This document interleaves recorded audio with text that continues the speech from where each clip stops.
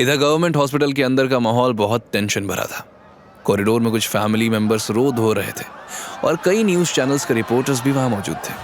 उसमें से एक न्यूज़ रिपोर्टर कैमरा की तरफ देखकर ड्रामेटिकली बोला, यहाँ देखिए व्यूअर्स, आरके इंडस्ट्रीज की वाइन पीने से ये लोग कितनी सीरियस कंडीशन में हैं। कंपनी की नेग्लिजेंस की वजह से ये इनोसेंट लोग हॉस्पिटल में एडमिट हैं और अभी तक कंपनी से कोई इनका हाल चाल जानने नहीं आया। क्या यही है आरके इंडस्ट्रीज की असलियत? बने रहिए हमारे साथ, हम करते हैं सबका पर्दाफाश। तभी वार्ड के अंदर स्ट्रेचर में एक आदमी को लेकर आया गया जो दर्द से कराह रहा था। वो वेद था, लेकिन उसने अपना पूरा हुलिया बदल रखा था। उसे विक्टिम्स के बेड के बगल में ही लिटा दिया गया। वेद कराहते हुए बोला, कैसा घटिया वाइन बनाई। वाइन नहीं, जहर है जहर। वो आरके इंडस्ट्रीज वालों को तो मैं बर्बाद कर दूंगा। ये सुनकर न्यूज़ चैनल वाले उसका वीडियो लेने लगे। तब विक्टिम का एक फैमिली मेंबर वेद से पूछने लगा, अरे भाऊ आपने भी वो वाइन पी थी? वेद ने ड्रामेटिकली दर्द में कराहते हुए कहा, हाँ भाई, मैंने भी आरके इंडस्ट्रीज की वाइन पी थी।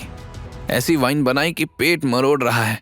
तभी मयंक और वरुण आरके इंडस्ट्रीज के रिप्रेजेंटेटिव बनकर आए और पूछताछ करने लगे। क्या आप ही लोग विक्टिम हैं?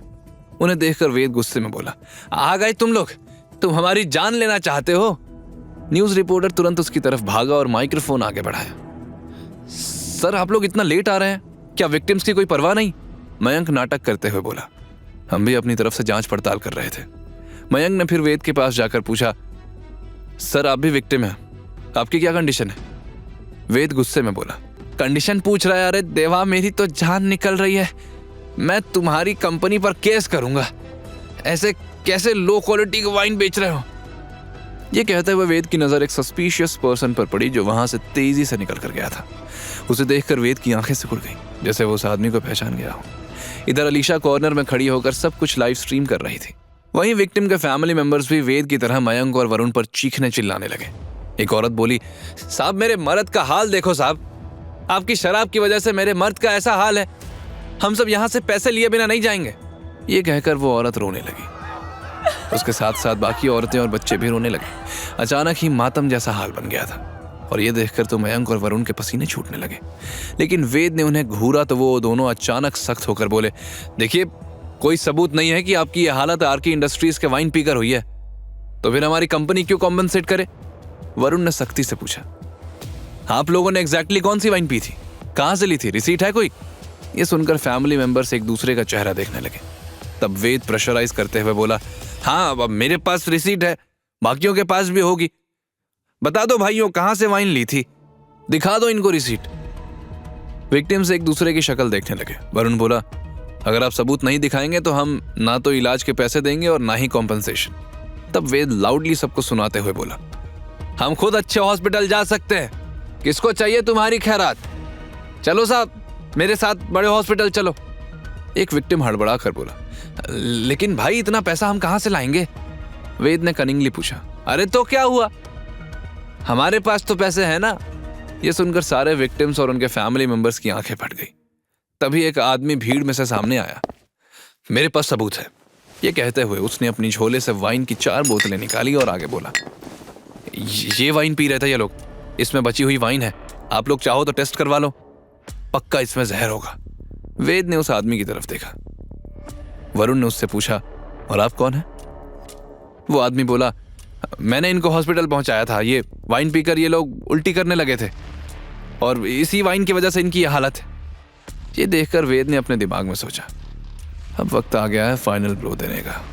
सबरवाल, तुझे पता भी नहीं चलेगा कि तेरा गेम कब और कैसे ओवर हो गया। उसने सामने खड़े आदमी से कहा, हाँ भैया, अच्छा किए जो ये बॉटल्स ले आए, अब यही सबूत बनेगा। किसको चाहिए कॉम्पेंसेशन? मैं तो केस करूंगा, बड़े से बड़ा लॉयर लगाऊंगा, चाहे लाखों लग जाए। और रही बात ट्रीटमेंट की, क्यों भाइयों, हम इन्हें कोर्ट तक घसीटेंगे, सब मिलकर 10-10 लाख लगाएंगे, इतने में तो अच्छे वकील की फीस हो जाएगी। एक विक्टिम घबरा कर बोला, 10 lakh?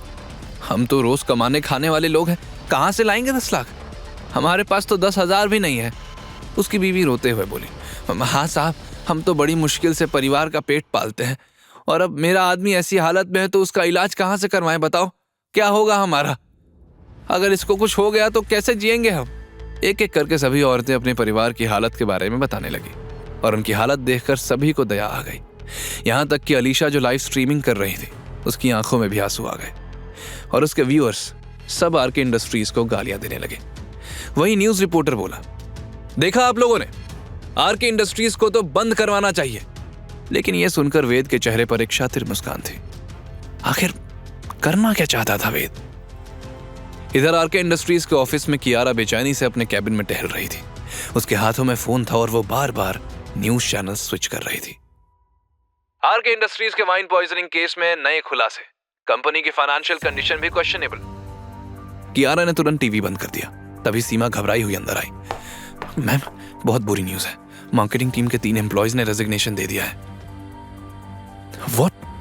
Resignation? But why? Seema ने जवाब में कहा, मैम वो कह रहे हैं कि कंपनी अब लॉस में है तो सैलरी प्रॉपर नहीं मिलेगी। ऑफिस में र्यूमर फैल गई कि कंपनी फाइनेंशियली अनस्टेबल है। कियारा की आंखें भर आईं। इतनी बड़ी क्राइसिस से निपटना उसके बस की बात नहीं थी। डेस्परेशन में उसने वेद को कॉल किया, लेकिन वेद ने उसका कॉल डिस्कनेक्ट कर दिया। अगले ही पल उसके पास मैसेज आया, check the news in 10 minutes. इधर हॉस्पिटल में सब आरके इंडस्ट्रीज के खिलाफ नारे लगाने लगे। तभी वेद ने ऊंची आवाज में विक्टिम से पूछा, क्यों भाऊ, झूठ क्यों बोलते हो कि तुम गरीब हो? तुम लोग केस नहीं करना चाहते? तब एक औरत बोली, हम झूठ नहीं बोल रहे, सच में भैया हम गरीब लोग हैं। हमारी आपके जैसी औकात नहीं कि महंगा वकील करें या बड़े हॉस्पिटल जाएं। तब वेद ड्रामेटिकली पूछा, ये जो वाइन है इसकी एक बॉटल 5,000 की आती है, 4 बॉटल्स यानी 20,000 की। वाइन खरीदने के इतने पैसे कहां से आए? इधर अलीशा का लाइव स्ट्रीम देख रहे व्यूअर्स शॉक्ड हो गए। वो भी कमेंट्स में सवाल कर रहे थे कि ये पूरा मामला कुछ अजीब लग रहा है। तभी विक्टिम बोला, 5,000? ये तो हम 500 रुपए में लाए। बस उसका इतना कहना था कि अचानक सन्नाटा छा गया। सब उसकी शक्ल देखने लगे। तभी वेद ने पूछा, 5,000 की बोतल 500 में? इम्पॉसिबल, तुमको इतना डिस्काउंट कहाँ मिला? लाओ दिखाओ बोतल। मैं तो सालों से वाइन पी रहा हूं, लेकिन किसी कंपनी ने इतना डिस्काउंट नहीं दिया। बल्कि वाइन तो जितनी पुरानी उतनी महंगी। मयंक ने झट से आदमी के हाथ से बोतल छीनी और वेद को दी। तब वेद ने बोतल को ध्यान से देखकर कहा, यह असली बोतल है ही नहीं। तब वरुण ने अपने बैग से आरके इंडस्ट्रीज की रियल बोतल निकाली और सबको दिखाते हुए कहा, यह रही आरके इंडस्ट्रीज की वाइन की असली बोतल। यहाँ बोतल में नीचे आरके इंडस्ट्रीज का लोगो प्रिंट होता है, साथ में यह असली बारकोड भी। मीडिया वालों ने वाइन की बोतल पर जूम किया और सबको सारा माजरा समझ आ गया। वेद ने फिर सबके सामने रिवील किया कि वो नाटक कर रहा था और वो आरके इंडस्ट्रीज का रिप्रेजेंटेटिव है। उसने मीडिया से कहा, यह प्रूव हो गया कि आरके इंडस्ट्रीज का वाइन पीकर इनकी तबीयत खराब नहीं हुई थी। ये कहकर वेद, अलीशा और बाकी सबके साथ हॉस्पिटल से बाहर निकल गया। लेकिन विक्टिम्स के साथ खड़ा आदमी अभी भी हार मानने वाला नहीं था। उसे साफ इंस्ट्रक्शंस मिले थे कि कैसे भी आरके इंडस्ट्रीज का नाम मिट्टी में मिलाना है। वो दूसरा दांव खेलने के लिए तैयार था। बाहर वेद कार में बैठने वाला था कि अचानक मयंक फोन पर मैसेज पढ़ने के बाद चिल्लाया, वेद ब्रो, एक गड़बड़ हो गई। वेद ने कंफ्यूजन से पूछा, अब क्या गड़बड़ हो गई? मयंक ने जवाब में कहा, वो अमन सबरवाल जिसे आपने जेल भिजवाया था, उसे 2 दिन पहले ही जेल से बेल मिल गई है। मुझे अभी मैसेज आया, उसके बाद वेलकम पार्टी है एलीट क्लब में। यह सुनकर वेद के कदम रुक गए। तभी वेद के फोन में एक मैसेज आया। मैसेज पढ़ते ही उसके चेहरे के एक्सप्रेशंस बदल गए। मयंक ने हैरानी से पूछा, क्या हुआ भाई, किसका मैसेज है? वेद ने फोन स्क्रीन दिखाए बिना फोन पॉकेट में रख लिया। कुछ नहीं, चलो टाइम वेस्ट नहीं करना है। किसका था वो मैसेज? क्या था ऐसा उस मैसेज में? आगे की कहानी जानने के लिए देखें अगला एपिसोड सिर्फ पॉकेट एफएम के YouTube चैनल पर, और के फॉर किंग के सारे एपिसोड्स को सुनने के लिए डिस्क्रिप्शन में दी लिंक से डाउनलोड करें पॉकेट एफएम ऐप।